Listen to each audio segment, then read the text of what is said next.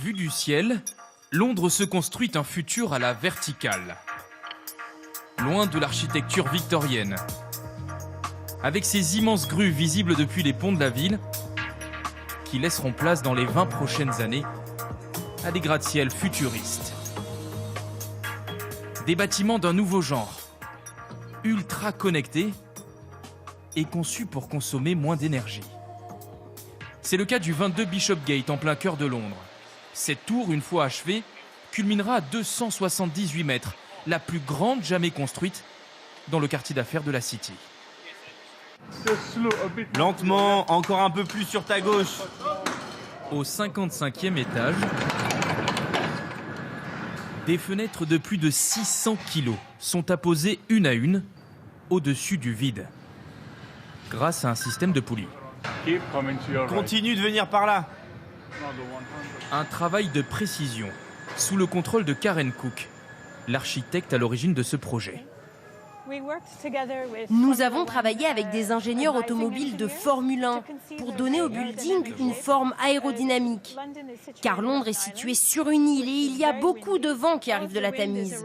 Ensuite, le verre des vitres a été choisi pour absorber 60% de lumière en plus qu'un immeuble classique, ce qui permettra de moins éclairer et de réduire la consommation électrique. Et à l'intérieur de chaque vitre, il y a un store que chaque personne pourra contrôler directement depuis son téléphone.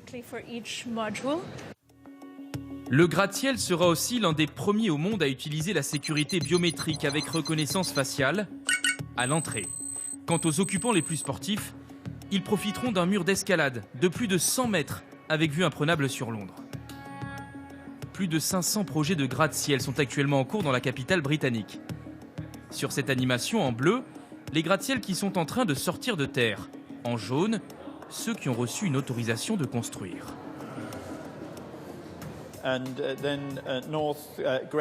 La péninsule de Greenwich, par exemple, était une ancienne usine, une zone industrielle désaffectée qu'on a réhabilitée et qui offrira bientôt du travail et des logements pour 20 000 habitants.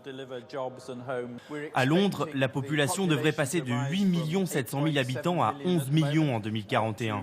Le problème, c'est que nous avons une ceinture verte autour de la ville avec les parcs, et donc si on ne peut pas construire plus loin, il faut construire plus haut. Le projet le plus controversé aujourd'hui, le voici, la Tour Tulipe, dont les travaux pourraient commencer en 2020. Une station d'observation de plus de 300 mètres, avec ses ascenseurs extérieurs en forme de gouttes d'eau et son design de film de science-fiction. Cela ne plaît pas à tout le monde.